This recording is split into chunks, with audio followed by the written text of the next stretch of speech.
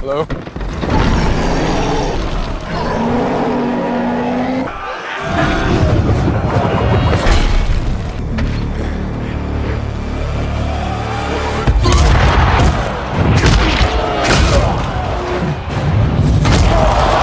तो मूवी के स्टार्ट में हम एक लड़की जेन फोस्टर को देखते हैं। उसके साथ उसके प्रोफेसर और उसकी असिस्टेंट भी होती है। वो लोग खुले आसमान के नीचे कोई रिसर्च कर रहे होते हैं। तभी उन्हें आसमान से कोई लाइट निकलती हुई दिखाई देती है और तभी वहाँ पर एक बहुत बड़ा टोर्नेडो आता है और उसमें से एक आदमी बाहर आकर गिरता है जिसने कपड़े तक नहीं पहने होते और प्रोफेसर उनको कुछ कपड़े पहनाता है। अब यहाँ से स्टोरी आती है पास्ट में और हमें मिडगार्ड का सीन दिखाया जाता है। ऐसा किंगडम और ऐसी दुनिया जो कि जमीन से ऊपर है उसे एस्गार्ड कहते हैं और मिडगार्ड उसे नीचे वाली दुनिया यानी जमीन को कहते हैं। वहाँ पर कुछ फ्रोस्ट जायंट का अटैक होता है क्योंकि वो मिडगार्ड पर कब्जा करना चाहते थे, लेकिन तभी वहाँ पर एस्गार्ड से किंग आता है जिसका नाम किंग ओडिन होता है और उन सब जायंट से लड़कर उन्हें हरा देता है। इन जायंट्स के लीडर का नाम लोफी होता है और किंग ओडिन लोफी को पूरी तरह से हरा देता है और उसके पास एक खतरनाक वेपन भी होता है जिसे किंग ओडिन अपने पास रख लेता है। इनफैक्ट ये वेपन किसी भी लीडर की ताकत हुआ करता है और हर किंगडम के पास उसका अलग वेपन होता है। इस वेपन की खासियत ये थी कि ये किसी भी चीज को फ्रीज कर सकता था। अब किंग ओडिन उस वेपन को अपने साथ ऊपर एस्गार्ड में ले आते हैं। इसी ओडिन अब कैसल में पहुंचते हैं तो हम उनके दो बेटों को देखते हैं। एक का नाम थोर होता है और एक का नाम लोकी। किंग ओडिन अपने बच्चों से कहते हैं कि आओ मैं तुम्हें एक चैम्बर में लेकर जाता हूँ जहाँ पर मैंने वेपन्स की कलेक्शन कर रखी है। जब वो लोग वहाँ पर जाते हैं तो हम देखते हैं वहाँ पर म्योनिर भी होता है, यानी मूवी के आगे जाके जो थोर का हैमर बनेगा। साथ ही साथ वहाँ पर कॉस्मिक क्यूब भी होता है। अब कई साल गुजर जाते हैं, थोर और लोकी बड़े हो चुके होते हैं और आज वो दिन होता है जब किंग ओडिन ने थोर को किंग बनाना होता है। वहाँ पर सब लोग आए होते हैं, लेकिन इससे पहले कि किंग ओडिन ये अनाउंस करते कि थोर अब यहाँ का किंग होगा, इससे पहले ही बहुत बड़ी प्रॉब्लम हो जाती है। वहाँ पर फ्रोस्ट जायंट्स अटैक कर देते हैं क्योंकि वो अपने वेपन को वापस लेने आए होते हैं। किंग अपने खास सिक्योरिटी गार्ड को ऑर्डर देता है इनको खत्म कर दो। उसका नाम डिस्ट्रॉयर होता है और डिस्ट्रॉयर जल्द ही उनको खत्म कर देता है। अब किंग, थोर और लोकी उस चैम्बर की तरफ जाते हैं ये देखने के लिए कि कहीं उनका वेपन चोरी तो नहीं हो गया, लेकिन वो वेपन लकीली वहीं पर होता है। अब थोर अपने फादर से कहता है कि हमें उनसे बदला लेना होगा, तो उसके फादर उसे मना करते हैं कि वेपन को तो कुछ भी नहीं हुआ तो तुम्हारा वहाँ पे जाना फजूल है। तो थोर कहता है मैं वहाँ पर जाऊंगा ताकि वो लोग यहाँ पर वापस दोबारा ना आ सके। फिर थोर अपने साथियों के पास जाता है और उनसे कहता है कि मेरे साथ आओ, हम लोफी के किंगडम पर अटैक करेंगे। अब उसके साथी मान जाते हैं और वो सब उस तरफ निकल पड़ते हैं। उस रास्ते पर पहुंचते ही वो देखते हैं कि वहाँ पर एक सिक्योरिटी गार्ड है जो कि किंग ओडिन का खास आदमी होता है। वो बाइफ्रोस्ट ब्रिज को गार्ड किया करता था। ये वही रास्ता होता है जहाँ से इन लोगों ने लोफी के किंगडम तक पहुँचना था। अब इस सिक्योरिटी गार्ड के पास एक स्वर्ड होती है जिससे ये रास्ता खुलना था और इसी स्वर्ड का यूज होते हुए उनके लिए उस किंगडम में जाना पॉसिबल हो जाता है। जब थोर वहाँ पर जाता है तो देखता है कि अंदर कोई भी नहीं है, तो वो ऊंची सी चिल्लाता है, कहाँ हो तुम सब? क्या मेरे आने से डर चुके हो? बाहर आओ और मेरा सामना करो। तभी उनके सामने लोफी आता है और वो कहता है कोई नहीं डरा, बल्कि अब तुम लोग डरने वाले हो, तुम लोगों ने यहाँ आके गलती की है। तभी थोर का भाई लोकी सामने आता है और लोफी से कहता है कि हमें माफ कर दे, हम यहाँ से चले जाते हैं। तो लोफी कहता है अब नहीं। इसी के साथ फ्रोस्ट जायंट्स उन पर अटैक करने लगते हैं, लेकिन थोर अपनी थंडर पावर का यूज करते हुए उन सबको मारने लगता है और यहाँ पे काफी बड़ी फाइट छिड़ जाती है। तभी एक फ्रोस्ट जायंट लोकी का हाथ पकड़ लेता है तो उसका हाथ भी उन जैसा हो जाता है जैसे लोकी उन्हीं में से हो। सब लोग जीतने ही वाले होते हैं कि तभी लोफी के किंगडम से एक बहुत बड़ा जायंट मॉन्स्टर निकलता है जो कि इन पर अटैक करने वाला होता है, लेकिन थोर उसके मुंह के अंदर जाके उसकी बॉडी को चीरता हुआ बाहर आता है जिससे वो मॉन्स्टर मारा जाता है। लेकिन इस चीज का गुस्सा लोफी के किंगडम वालों को बहुत ज्यादा आता है। वो थोर को और उसकी टीम को मारने के लिए आगे बढ़ते हैं, लेकिन तभी वहाँ पर किंग ओडिन आ जाता है और थोर बहुत करेज से कहता है कि लोफी अब तुम क्या करोगे? मेरे फादर भी यहाँ आ चुके हैं। लेकिन ये क्या, जो थोर को लग रहा था ऐसा नहीं था। किंग ओडिन वहाँ पर लोफी से माफी मांगने आए थे ताकि ज्यादा इशू न बन जाए और वो सेफली अपने बेटों को और टीम को यहाँ से ले जाए। वो लोफी से कहते हैं कि हमसे गलती हो गई, हमें यहाँ से जाने दो। लेकिन लोफी कहता है गलती की सजा मौत है और अगर एक बार तुम लोग यहाँ पर अटैक की नियत से आ गए तो वापस नहीं जा सकोगे। लेकिन जब किंग ओडिन ये देखता है कि इससे काम नहीं चल रहा तो वो अपना मैजिक यूज करते हैं और अपनी टीम को वापस एस्गार्ड ले आते हैं। लेकिन एस्गार्ड वापस आते ही थोर का बिहेवियर काफी बुरा हो जाता है और वो अपने फादर किंग ओडिन से कहता है आप अगर मदद नहीं कर सकते थे तो वहाँ पर क्यों आए? मैं अच्छा खासा उनको हराने वाला था, आपने उनसे माफी क्यों मांगी, वो इस काबिल नहीं है। तो किंग ऑर्डन थोर से कहते हैं कि तुम बदतमीजी से बात कर रहे हो। तो थोर कहता है और क्या करूं, आप मुझे लड़ने देते। किंग ऑर्डन कहते हैं अब मैं तुम्हें बताऊंगा कि तुम क्या करोगे। वो उससे उसका ड्रेस और पावर छीन लेते हैं, इवन उसका हैमर भी। और अब थोर को फेंक दिया जाता है मिडगार्ड यानी जमीन की तरफ, स्कार्ड से बहुत नीचे। और साथ ही साथ उसके हैमर को भी जमीन में फेंक दिया जाता है, जो कि किसी और तरफ गिरता है। अब किंग ऑर्डन कहते हैं कि हैमर मैंने जहाँ पर फेंका ये वहीं पर गिरा रहेगा और इसको वही उठा सकेगा जो इसको डिजर्व करता होगा, इसे उठाने के काबिल होगा। और थोर तुम तब तक इसको हासिल नहीं कर सकोगे जब तक इसके लिए डिजर्विंग न बन जाओ। नेक्स्ट सीन में हम देखते हैं कि थोर एक हॉस्पिटल में है। जब उसकी आंख खुलती है तो देखता है कि उसके आसपास डॉक्टर्स, जेन फॉस्टर, प्रोफेसर और वही असिस्टेंट है। तो वो काफी हड़बड़ा जाता है और कहता है मैं कहाँ पर हूँ। उन सबको पीछे करता हुआ और मारता हुआ हॉस्पिटल से बाहर आ जाता है। नेक्स्ट सीन हमें दिखाया जाता है उसी म्योनिर का, जो कि थोर का हैमर होता है। वो किसी सिटी में गिरा था और जहाँ पर वो गिरा था वो जगह कुछ तबाह सी हो गई थी। उसके इर्द गिर्द बाउंड्रीज बना ली थी शील्ड ने। अब उसका एक एजेंट वहाँ पर आता है। वो इस हैमर को लेके काफी इंटरेस्टेड लग रहा था और वो इस पे रिसर्च भी करना चाहता था। अब उसे बताया जाता है कि एक लड़की है जेन फॉस्टर जो कि रिसर्च करती है और क्या पता उसे इस हैमर के बारे में भी पता हो। तो वो एजेंट सीधा जेन फॉस्टर के घर जाता है। जेन फॉस्टर के मना करने के बावजूद भी वो उसकी बुक को वहाँ से ले आता है जिसके अंदर उसने सारी रिसर्च लिख रखी थी। अब उधर थोर को भी पता चल चुका होता है कि उसका हैमर कहाँ पर है, क्योंकि ये हैमर की गिरने वाली बात हर तरफ फैल चुकी थी। थोर हॉस्पिटल से बाहर आता ही लोगों से पूछने लगता है कि मुझे घोड़ा कहाँ से मिलेगा। तो लोग हंसने लगते हैं कि घोड़ा इस जमाने में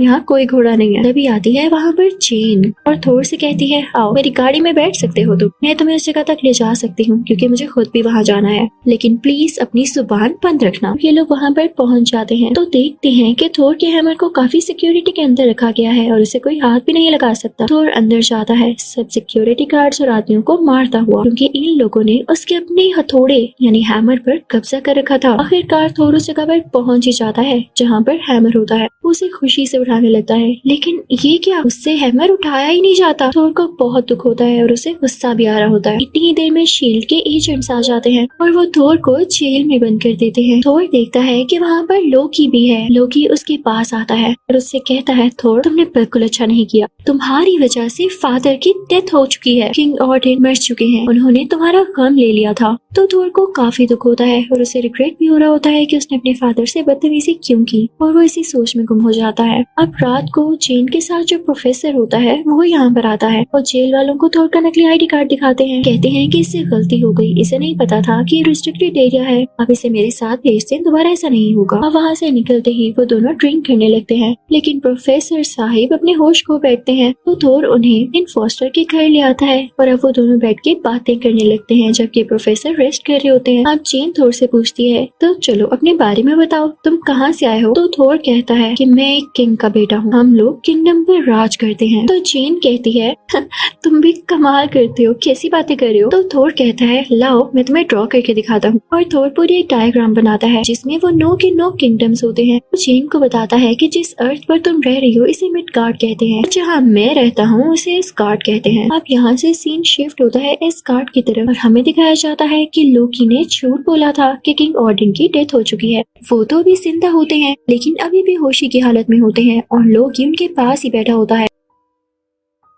वहाँ पर लोकी के जहन में ये सोच चल रही होती है कि वो किंग ऑर्डन को ही मरवा देगा, क्योंकि वो चाहता है कि उनका बेटा और किंग बने, और लोकी क्योंकि उनका असली बेटा नहीं होता इसीलिए वो लोकी को किंग नहीं बनाना चाहते। लोकी प्लान कर रहा होता है कि वो किंग को मरवा देगा और खुद यहाँ पर रूल करेगा, क्योंकि थोर तो पहले ही जमीन पर है। वो वहाँ से उस चैम्बर में जाता है जहाँ पर वो फ्रीजिंग गैजेट होता है यानी लोफी का वेपन, और उसको लेकर अब वो पहुँच जाता है उसी पाथवे पर जहाँ पर वो सिक्योरिटी गार्ड उस रास्ते को गार्ड कर रहा होता है। वो लोकी को मना करता है कि सॉरी मैं आपके लिए दरवाजा नहीं खोल सकता। तो लोकी कहता है अच्छा वो ये लो। इसी के साथ ही वो उस वेपन का यूज करते हुए इस बेचारे सिक्योरिटी गार्ड को जमा देता है। उसकी स्वर्ड लेकर पहुंच जाता है उसी किंगडम में यानी लोफी के इलाके। वो वहां जाके लोफी से कहता है कि तुम्हें मेरे लिए एक काम करना होगा, तुम किंग ऑर्डन को मार डालोगे। जैसे ही तुम ये करोगे तो मैं तुम्हें तुम्हारा वेपन लौटा दूंगी, इस तरह से तुम्हारे पास भी तुम्हारी पावर्स आ जाएंगी और मैं भी किंग बन जाऊंगा। तो लोफी कहता है डील तो अच्छी है, मैं इसे एक्सेप्ट करता हूँ। लोकी वहाँ से वापस आ जाता है तो उसे थोर के दोस्त रोक लेते हैं और कहते हैं कि कितनी शैतानी सोच है तुम्हारी, तुम जो भी कर रहे हो हमें वो पता है। तो लोकी उनको खामोश करवा देता है ये कह के कि जल्द ही मैं तुम लोगों का किंग बनने वाला हूँ, इसलिए खामोश ही रहो तो बेहतर है। लेकिन थोर के साथी भी उसकी तरह ब्रेव होते हैं। वो जाते हैं मिडगार्ड थोर को सब कुछ बताने के लिए। वो थोर को बताते हैं कि लोकी असल में चाह क्या रहा है, उसने ये सारा सीन क्रिएट किया है ताकि वो किंग बन सके। तो थोर को तो ये सुन के बहुत गुस्सा आ जाता है। इस बात की खबर लोकी को भी हो जाती तो वो बादशाह के खास सिक्योरिटी गार्ड के पास जाता है जो कि मेटल से बना होता है, डिस्ट्रॉयर। अब लोकी उसे कहता है कि जमीन पर जाओ और थोर और उसके साथियों को मार डालो। तो डिस्ट्रॉयर लोकी की बात मानते हुए मिडगार्ड पर जाता है।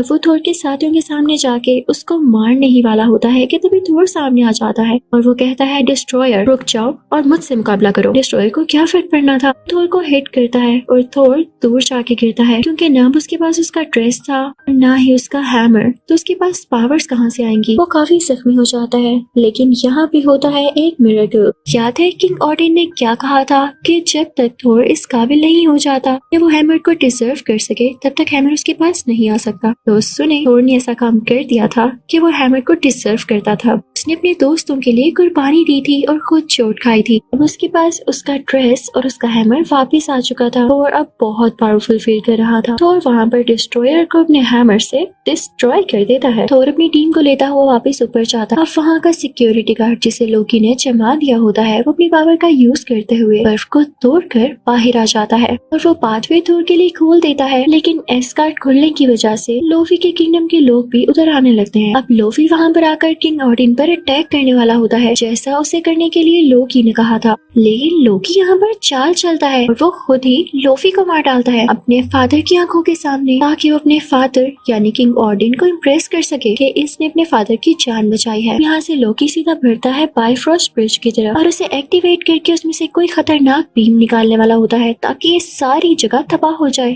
और लोकी खुद अपने किंगडम पर राज कर सके और उसे रोकने वाला कोई भी यहाँ तक ना आ सके। लेकिन तभी वहाँ पर आ जाता है थोर और उसे रोकने वाला आज तक कोई पैदा नहीं हुआ था। थोर लोकी से कहता है तो तुम पास नहीं आओगे। तो लोकी कहता है नहीं, इसमें से मैं बीम्स निकाल नहीं वाला हूँ। तो थोर कहता है अच्छा ठीक है। थोर अपना हैमर उस ब्रिज के ऊपर दे मारता है जिससे वो ब्रिज डिस्ट्रॉय हो जाता है। लोकी ये देख के हैरान रह जाता है लेकिन ब्रिज टूटने की वजह से वो दोनों ब्रिज से नीचे गिरने वाले होते हैं। तभी वहाँ पर किंग ऑडिन आते हैं जो कि थोर का हाथ थाम लेते हैं ताकि वो नीचे न गिरे। लोकी ने थोर का हाथ पकड़ा होता है लेकिन जब उसे रियलाइज होता है कि वो इस काबिल नहीं था कि कभी भी अपने फादर को इम्प्रेस कर सके तो वो अपना हाथ थोर से खुद ही छुड़वा लेता है। अब हर तरफ ये बात फैल जाती है कि लोकी ब्रिज से गिरकर मारा गया। अब किंग ऑडिन आते हैं थोर के पास और उससे कहते हैं कि जब तक मैं जिंदा हूँ मेरी यही ख्वाहिश है कि मेरा बेटा मेरी आंखों के सामने किंग बने। तो थोर अपने फादर से कहता है नहीं, मुझे अभी बड़े बड़े काम करने हैं और आप जैसा बनना है। जब मैं वाकई इस काबिल हो गया तब आप मुझे किंग बना दीजिएगा। अब इस पार्ट के एंड में हम देखते हैं कि लोकी मरा नहीं होता बल्कि वो पार्ट 2 में जिंदा होकर जरूर आएगा। इसी के साथ ये पार्ट 1 यहीं पर खत्म होता है और अब मैं आपको एक्सप्लेन करने वाली हूँ पार्ट 2। तो पार्ट 2 के शुरू होते ही फर्स्ट के सीन को दिखाते हुए जहाँ पर हमें किंग ऑडिन के फादर दिखाए जाते हैं। वो उनका दौर चल रहा था और उस वक्त उनका दुश्मन था मेलिकत। उसके पास भी एक वेपन हुआ करता था जो उसकी ताकत था। मेलिकत चाहता था कि वो पूरे 9 किंगडम्स पर अटैक करके उन पर कब्जा कर ले, लेकिन किंग ऑडिन के फादर ऐसा होने नहीं दे सकते थे। तो वो मेलिकत और उसके साथियों को हरा के वहाँ से दूर भेज देते हैं और वो मेलिकत से उसका वेपन लेके जमीन की गहराइयों में दफना देते हैं। अब जब मेलिकत को रियलाइज होता है कि उसे उसका वेपन ले लिया गया है और उसके मुकाबले में कोई आम इंसान नहीं खड़ा बल्कि द ग्रेट किंग है, तो अपने खास साथी को बुलाता है और कहता है कि अभी हमारे लिए गहरी नींद लेना बेहतर है और जब हालात बेहतर हो जाएंगे तो हम खुद ही लौट आएंगे और अपना वेपन भी वापस हासिल कर लेंगे। मेलिकत और उसका अजीब और गरीब साथी गहरी नींद में सो जाते हैं। कहानी आती है प्रेजेंट की तरफ। मेलिकत अभी तक सोया होता है। खैर ये तो एक अलग कहानी है, लेकिन अगर हम बात करें एस्गार्ड की तो वहाँ पर सबको पता चल चुका होता है कि लोकी ने अपने फादर को धोखा देने की कोशिश की थी कि नजरों में अच्छा बनने के लिए। अब वो पकड़ा जा चुका होता है क्योंकि वो मरा नहीं था, जिंदा था और थोर उसे पकड़ कर किंग ऑडिन के पास ला रहा होता है। इसके बाद अगले सीन में हम थोर को काफी शानदार लड़ाई करता हुआ देखते हैं और ये लड़ाइयाँ वो अपने किंगडम को बचाने के लिए किया करता था और उन लोगों के लिए जो खुद अपने लिए कुछ कर नहीं पाते थे और इतने ताकतवर नहीं थे, वो सब थोर से मदद मांगा करते थे। और ये थोर की अच्छाई थी कि वो उनकी मदद कर भी दिया करता था। फिर थोर जाता है अपने फादर के पास और उनसे बातें करने लगता है। यहाँ हमें पता चलता है कि बाइफरोस्ट ब्रिज दोबारा से रिपेयर हो चुका है और अब वो बिल्कुल ठीक से काम भी करने लगा है। अब किंग ओडिन थोर को बताते हैं कि बेटा जल्द ही वो वक्त आने वाला है जब नो के नो किंगडम से एक अलाइनमेंट में आ जाएंगे और जैसे वो इकट्ठे होंगे एक पोर्टल खुल जाएगा और मेलिकेट ने कहा था जब ऐसा टाइम आएगा तो वो भी लौट आएगा, तो तुम्हें होशियार रहना होगा। उधर जमीन पर हम जेन फॉस्टर और उसके असिस्टेंट को देखते हैं जो कि इसी टॉपिक पर बात कर रहे होते हैं कि क्या ऐसे पोर्टल्स वाकई होते हैं। तो उनको पता चलता है कि यहाँ पर एक अबैंडन बिल्डिंग है। उन्हें सस्पेंस होने लगता है कि यहाँ पे कोई क्यों नहीं जाता, चलो हम चलते हैं। लेकिन वहाँ पर जाना इनकी गलती होती है क्योंकि वहाँ पर कुछ ऐसे पोर्टल्स थे कि उसमें कोई भी ऑब्जेक्ट डाला जाए चाहे वो इंसान हो वो गायब हो जाता था, दुनिया के किसी दूसरे कोने में गिर जाता था। और जब जेन ऐसे पोर्टल को देख रही होती है तो वो भी पोर्टल के अंदर गिर जाती है और पता है वो कहाँ पहुँचती है, जमीन की उसी गहराई में जहाँ पर किंग ओडिन के फादर ने मेलिकेट का वेपन छुपा रखा था। जैसे ही वो उस जगह पर हिट करती है उस वेपन की सारी ताकतें जेन फोस्टर के अंदर आ जाती हैं और इस बात का पता उसी सिक्योरिटी गार्ड को भी चल जाता है जो कि बाइफरोस्ट ब्रिज की हिफाजत किया करता था। वो थोर को जाकर बताता है कि आपने मुझे कहा था कि मैं जेन फोस्टर पर नजर रखूं, लेकिन वो मुझे दुनिया में कहीं भी नजर नहीं आ रही है, कहीं उसे कुछ हो तो नहीं गया। तो थोर उसे कहता है मुझे फौरन से जमीन यानी मिड गार्ड पर भेजो, मैं जाकर देखता हूँ। अब थोर आ चुका था मिड गार्ड पर, लेकिन जेन तब तक वहाँ पर पहुँच चुकी होती है यानी जमीन पर वापिस आ चुकी होती है। जब थोर को देखती है तो उसे स्लैप करती है, तुम इस हुलिये में यहाँ पर आ गई हो, कोई तुम्हें देख लेगा तो क्या कहेगा। लेकिन काम उल्टा ही पड़ जाता है। पुलिस वहाँ पर आती है और जेन को ही पकड़ के कहती है लेडी आपने इसे स्लैप क्यों किया है। लेकिन पुलिस का जेन को हाथ लगाना पड़ता है महंगा क्योंकि जेन में से काफी इलेक्ट्रिकल वेव्स निकलती हैं, जिससे पुलिस ऑफिसर दूर जाकर गिरता है। ये देख के थोर को पता चल चुका था कि उसकी दोस्त के अंदर ये एबिलिटीज आ चुकी हैं, मेलिकेट की उसी वेपन की पावर्स। तो वो उसे अपने साथ एस्कॉर्ट ले आता है। किंग ओडिन भी जब उसे देखते हैं तो उन्हें पता चल जाता है कि जेन के अंदर ये पावर्स हैं जो कि अच्छी नहीं है। वो बताते हैं कि मेलिकेट अब जरूर लौटेगा, उसका वेपन अब जेन के साथ कनेक्टेड हो चुका है तो जेन की जान को भी खतरा है, इसका ख्याल रखना। और ऐसा ही होता है।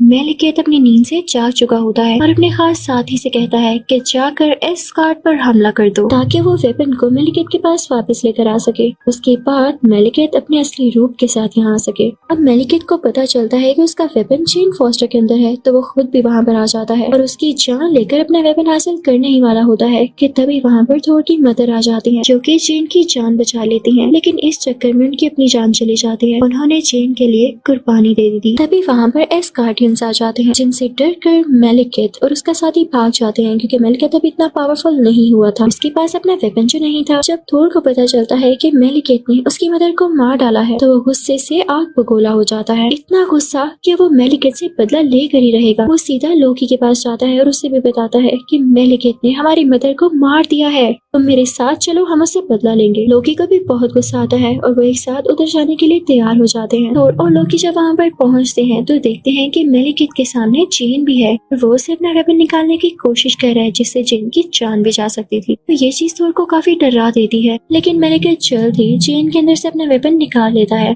थोर को बहुत गुस्सा आता है और वो अपनी थंडर पावर्स का यूज करते हुए इस वेपन को तोड़ने की कोशिश करता है, लेकिन ऐसा नहीं कर पाता। मेलिकेट के पास अब उसका वेपन आ चुका था और वो और भी ज्यादा स्ट्रॉन्ग हो चुका था। मेलिकेट अपनी स्पेसशिप लेके वहाँ से चला जाता है और कहता है कि मैं उस दिन यहाँ पर जरूर आऊंगा जब सब किंगडम्स एक साथ इकट्ठे हो जाएंगे। तभी हम देखते हैं कि मेलिकेट का वही खास साथी लोकी को काफी जख्मी कर देता है। यहाँ पर उसने थोर के लिए कुर्बानी दी होती है, सैक्रिफाइस किया होता है कि मेलिकेट का ये साथी उसे मार डाले और थोर यहाँ से चला जाए। अब जेन थोर को अपने साथ ले जाती है उसी पोर्टल के पास जिससे वो वापस दुनिया में जा सकते थे। वहाँ पर वो प्रोफेसर और अपनी असिस्टेंट से मिलती है। वहाँ पर प्रोफेसर बताते हैं कि अगर हम बिल्कुल सेंटर में चले जाएं, मेलिकेट को पूरे 9 किंगडम्स पर कब्जा करने से रोक सकते हैं। अब ये सब लोग निकल पड़ते हैं उसी जगह पर जहाँ पर मेलिकेट आने वाला था। के पास काफी अच्छे और एडवांस वेपन्स भी होते हैं कि मेलिकेट का मुकाबला करने में कोई कसर बाकी न रहे। जल्दी वहाँ पर मेलिकेट भी आ जाता है और तभी वहाँ एक और पोर्टल खुल जाता है जिसमें से होते हुए थोर और मेलिकेट कहीं और आ जाते हैं। लेकिन थोर को तभी आइडिया आता है, वो मेलिकेट का अपना स्पेसशिप मंगवाता है और मेलिकेट पर दे मारता है जिससे उसकी डेथ हो जाती है। मेलिकेट अब नहीं रहा था, जो बहुत बड़ा बन रहा था वो अब कहाँ गया। ये लड़ाई अब खत्म हो चुकी थी। फिर थोर अपने फादर किंग ऑडिन के पास जाता है और उन्हें बताता है कि फादर, मैंने मेलेकिथ को मार डाला है। किंग ऑडिन कहते हैं, थोर अब मैं तुम्हें किंग जरूर बनाऊंगा। थोर कहता है कि नहीं, मैं अभी भी आपकी तरह स्ट्रॉन्ग नहीं हुआ।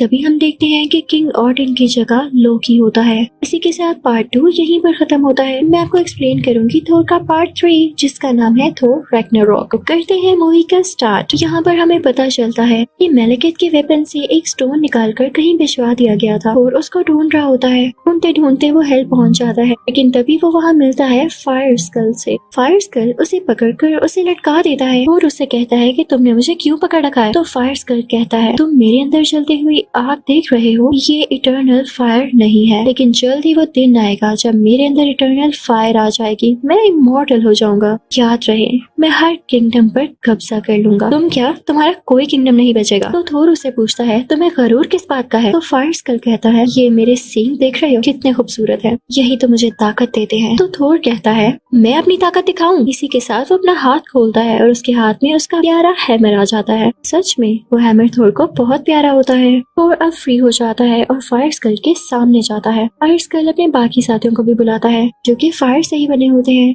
थोर से लड़ाई करने लगते हैं और इनको बड़ी आसानी से हरा देता है। तभी वहाँ पर एक ड्रैगन आ जाता है जो कि थोर की जान लेना चाह रहा होता है, लेकिन तभी थोर को आईजी आता है। कहता है कि मेरे अलावा मेरे हैमर को कोई नहीं उठा सकता। उस ड्रैगन के मुंह में अपना हैमर रख देता है ताकि उसके वजन से वो नीचे गिर जाए, और ऐसा ही होता है, ड्रैगन नीचे गिर जाता है। फिर थोर बढ़ता है उसी फायर स्कल की तरफ, अपने हैमर का यूज करते हुए उसे भी खत्म कर डालता है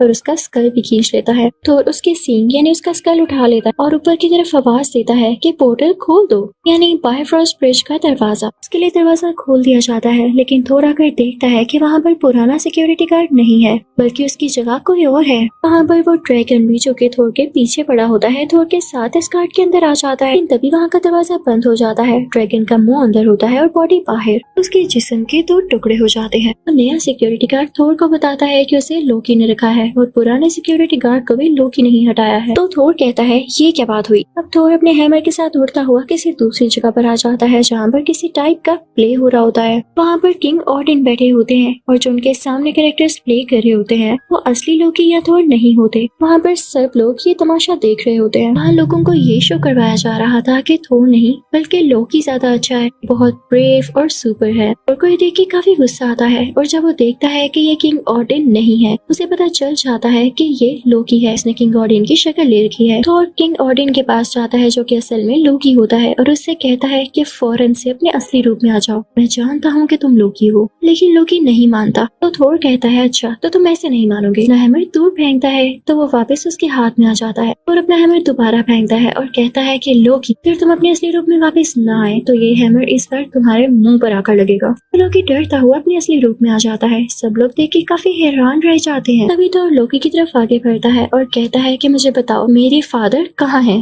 तुम उनका रूप लेके क्यों फिर रहे हो? कहीं तुमने तो उन्हें कहीं छुपा कर नहीं रखा? तो लोकी कहता है, थोर मुझे नहीं पता वो कहाँ है, लेकिन हम मिलकर उन्हें ढूंढ सकते हैं। अब नेक्स्ट सीन में हम देखते हैं कि वो दोनों किसी सिटी में आ जाते हैं। ये प्रेजेंट वर्ल्ड होती है। वहीं जमीन पर एक पोर्टल खुलता है तो लोकी उसके अंदर चला जाता है और थोर को वहाँ जमीन पर पड़ी हुई एक चिट मिलती है जिस पर कोई एड्रेस लिखा होता है। थोर उसी को फॉलो करने लगता है। थोर जब वहाँ पर पहुँचता है तो देखता है कि वहाँ पर तो डॉक्टर स्ट्रेंज है। थोर उनसे अपने फादर के बारे में पूछता है तो डॉक्टर स्ट्रेंज कहते हैं कि हाँ मैं जानता हूँ वो कहाँ पर है। तभी वहाँ पर डॉक्टर स्ट्रेंज एक पोर्टल ओपन कर देते हैं जिसमें से लोकी गिरता है। तब वो इन दोनों को यानी थोर और लोकी को एक जगह पर भेज देते हैं जहाँ पर वाकई में किंग ऑडिन होते हैं। जब किंग ऑडिन अपने बेटों को देखते हैं तो कहते हैं कि बस मैं अब मरने वाला हूँ, मेरे पास ज्यादा वक्त नहीं रहा। तो थोर अपने फादर से कहता है, आप ऐसी बातें क्यों कर रहे हैं? क्या आपको पता है मैंने फायर स्कल को भी मार दिया है जो कि बातें कर रहा था कि वो रैग्नारोक बनेगा। तो किंग ऑडिन कहते हैं कि थोर तुमने उसे मार दिया, लेकिन क्या उसने तुम्हें ये नहीं बताया कि जब उसे इटर्नल फायर मिलेगी तो वो जिंदा होकर वापस आएगा और इसके लिए हमें होशियार रहना होगा। किंग ऑडिन ये भी कहते हैं, मैं तुम्हें एक और लड़की के बारे में बताता हूँ जो कि शैतानी ताकतें रखती है और उसका नाम है हेला। वो हेल से है। मैंने उसे कैद किया हुआ था, लेकिन अब मेरे मरने का वक्त आ चुका है और वो मेरी कैद से आजाद हो जाएगी। तुम लोगों को उससे भी बचना होगा। इसी के साथ किंग ऑडिन गोल्डन डस्ट में बदल जाते हैं। वहाँ से दूर कहीं चले जाते हैं। यानी अब किंग गॉर्डन भी नहीं रहे थे और इन दोनों को ही हेला से अकेले लड़ना था। और तभी वहाँ पर हेला आ जाती है जिसने ब्लैक ड्रेसिंग कर रखी होती है। वाकई उसका नाम उसकी पर्सनैलिटी के साथ काफी सूट कर रहा था। वो थोर और लोकी से कहती है मेरे आगे झुक जाओ। तो लोकी कहता है हरगिज़ नहीं और थोर अपना हथौड़ा यानी हैमर उस चुड़ैल की तरफ फेंकता है, लेकिन हेला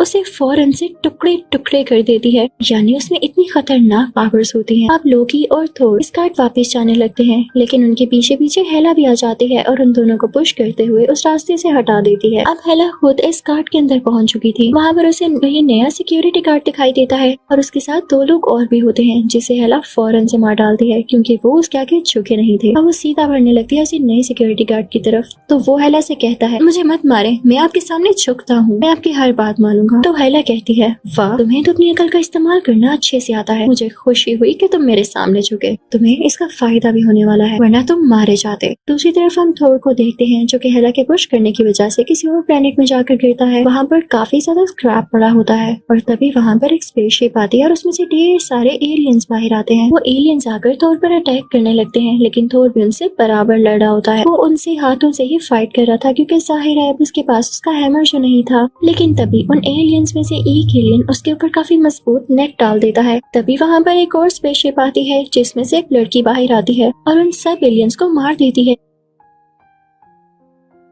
फिर वो थोर को अपने साथ ले जाती है। अब वो लड़की थोर को इसी प्लेनेट के ग्रैंड मास्टर के पास लेकर आती है जो कि यहाँ रूल किया करता। तो वो थोर को एक कुर्सी के साथ बांध देते हैं। जो लड़की थोर को ग्रैंड मास्टर के पास लेकर आई होती है उसका नाम उल्कारी होता है। उसे ऐसा करने के पैसे मिलते हैं। वहाँ पे ग्रैंड मास्टर थोर को बताता है कि मैंने यहाँ पर तुम्हें इसलिए बुलाया क्योंकि मैं रेसलिंग कॉम्पिटिशंस करवाता हूँ और मुझे तुम्हें देखने से लग रहा है कि तुम काफी स्ट्रॉन्ग हो, काफी ताकत है तुम में, तो तुम्हें मेरे लिए लड़ना होगा। तो थोर कहता है नो, मुझे कोई इंटरेस्ट नहीं, मुझे बस अपने किंगडम वापस जाना है, मुझे छोड़ दो तुम। तो ग्रैंड मास्टर कहता है तुम्हें छोड़ दूं। तभी थोर की नजर पड़ती है लोकी पर जो वहाँ पर ही होता है। तो थोर ग्रैंड मास्टर से कहता है कि ये देखें मेरा भाई भी यहाँ पर है, आप इसे क्यों नहीं उस कॉन्टेस्ट में रख लेते, ये भी काफी स्ट्रॉन्ग बनता है। तो लोकी कहता है नहीं नहीं, मैं इसका भाई नहीं हूँ, ये झूठ बोल रहा है। तो ग्रैंड मास्टर कहता है जो भी है मुझे इससे कोई कंसर्न नहीं, थोर मुझे तुमसे मतलब है क्योंकि मैं जानता हूँ तुम गॉड ऑफ थंडर हो। और फिर भी मना कर रहा होता है। तो ग्रैंड मास्टर कहता है अच्छा चलो सुनो, अगर तुम मेरे लिए कॉन्टेस्ट लड़ते हो और इसमें जीत जाते हो तो मैं तुम्हें एक बिल्कुल नई स्पेसशिप दूंगा जिसमें तुम एस्कार्ट वापस जा सकोगे। तो थोर कहता है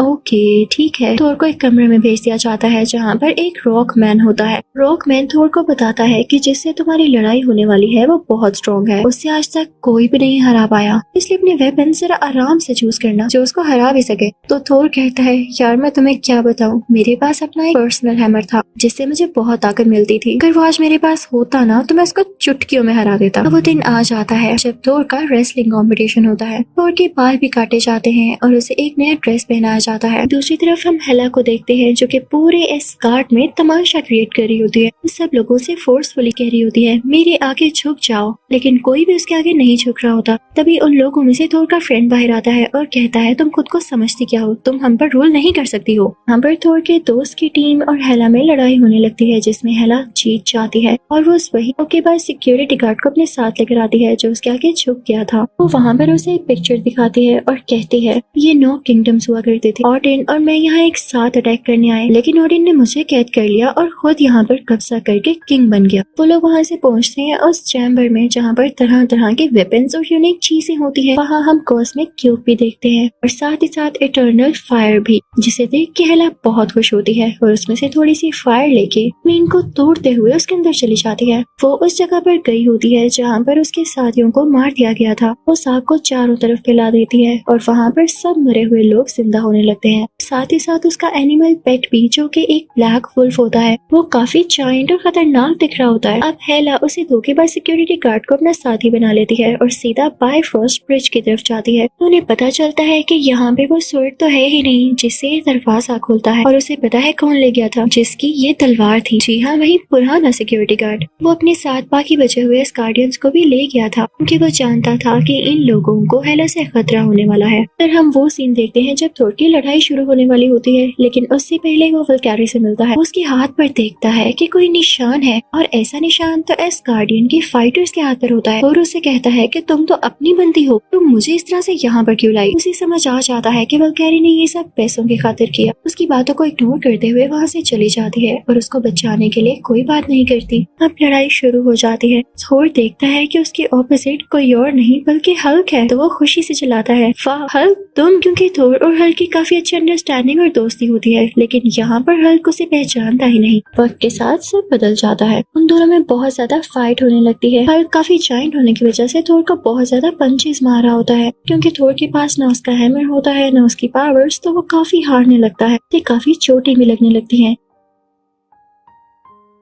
तभी वो बेहोश होने वाला होता है। उसे उसके फादर यानी किंग ऑडियन का विजन आता है और उसकी पावर्स वापस आने लगती हैं। थोर भी अब उठ के हल्क को मारने लगता है, लेकिन ग्रैंड मास्टर ये देख के खुश नहीं होता। वो थोर को एक इलेक्ट्रिकल शॉक देता है क्योंकि वो नहीं चाहता था वो हल्क को हरा दे, क्योंकि हल्क सालों से जीतता आ रहा था। अब हम देखते हैं कि थोर बेहोश होने के बाद जब उठता है तो देखता है कि वो हल्क के कमरे में ही है। वो हल्क से कहता है कि तुम यहाँ कैसे आए। हल्क उसे बताता है जेट प्लेन के थ्रू। थोर भी वहाँ से बाहर निकलने की कोशिश करता है, लेकिन इलेक्ट्रिकल फील्ड्स लगे होने की वजह से वो नहीं निकल पाता। तभी थोर दोबारा आंखें बंद करता है तो उसे विजन में वही पुराना सिक्योरिटी गार्ड आता है जो उसे अपने साथ ले जाता है और दिखाता है कि देखो इस गार्ड की हालत कितनी खराब है। हेला ने हर तरफ तबाही मचा दी है, हमें तुम्हारी जरूरत है, तुम्हें वापस लौटना होगा। अब जब थोर अपनी आंखें खोलता है तो देखता है वो हल्क के रूम में ही है। वो वहाँ से बाहर जाने की दोबारा से कोशिश करने लगता है और वल्कैरी से भी कहता है, लेकिन वो उसे कुछ नहीं बताती। तो थोर खुद ही विंडो से जंप करता हुआ नीचे आ जाता है और जेट प्लेन की तरफ भागने की कोशिश करता है। वो प्लेन के पास पहुंच ही जाता है, लेकिन तभी पीछे पीछे हल्क भी आ जाता है जो कि उसे पकड़ने आ रहा। लेकिन थोर वहाँ पर एक वीडियो प्ले करता है तो हल्क वो वीडियो देखकर इंसान बन जाता है, यानी ब्रूस। उधर ग्रैंड मास्टर को ये लग रहा होता है कि थोर उनके सबसे खास क्रिएचर को पकड़ के अपने साथ ले गए फायदे के लिए। तो वल्कैरी और लोकी से कहते हैं कि थोर को मेरे पास पकड़ कर लाओ, चाहे उसे जिंदा लेकर आओ या मार कर लेकर आओ। अब लोकी और वल्कैरी बाहर आते हैं, लेकिन लोकी उस लड़की को बताता है कि मैं और थोर असली भाई हैं और मैं उसे मरने नहीं दे सकता। ये दोनों भी एक टीम बन जाते हैं और थोर के पास जाते हैं। अब थोर,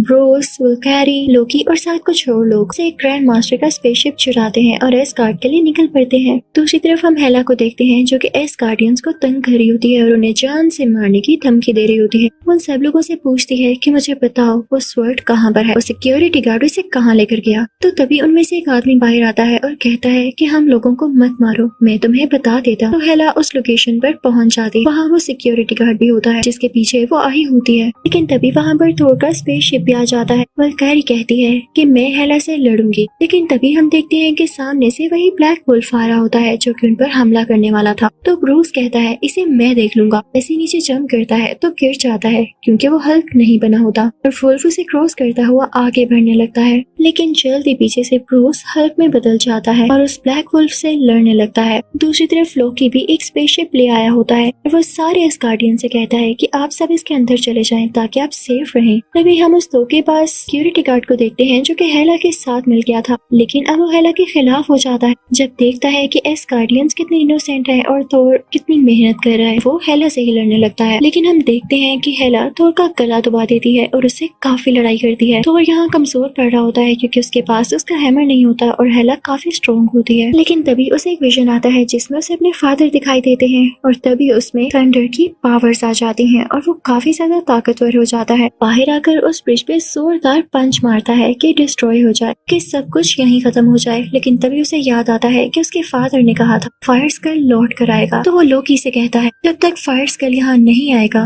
ये सब खत्म नहीं हो सकेगा, तो फौरन से उसे इटर्नल फायर देकर यहाँ पर लाओ। अब लोकी चाहता है और उसके स्केलेटन को इटर्नल फायर में रख देता है जिससे फायर स्कल दोबारा से जिंदा हो जाता है। वो यहाँ पर आ चुका होता है और हेला उसे देख के काफी डरने लगती है। वो आते ही अपनी तलवार एस्गार्ड के अंदर घुसा देता है जिससे हेला भी मारी जाती है और इसकी वजह से एस्गार्ड भी डिस्ट्रॉय हो चुका होता है और हर तरफ आग लग जाती है। हम थोर को देखते हैं जो कि स्पेसशिप में एस्गार्डियंस और अपनी टीम के साथ होता है। वो कहता है कि अब हम सेफली जमीन पर रहेंगे, तो एस्गार्डियन उसे कहते हैं कि आप हमारे किंग हैं। यहाँ पर थोर फाइनली एस्गार्डियंस का किंग बन जाता है। इसी के साथ ये मूवी यहीं पर एंड होती है। थोर के तीनों पार्ट्स कंप्लीट होते हैं। Thank you for watching.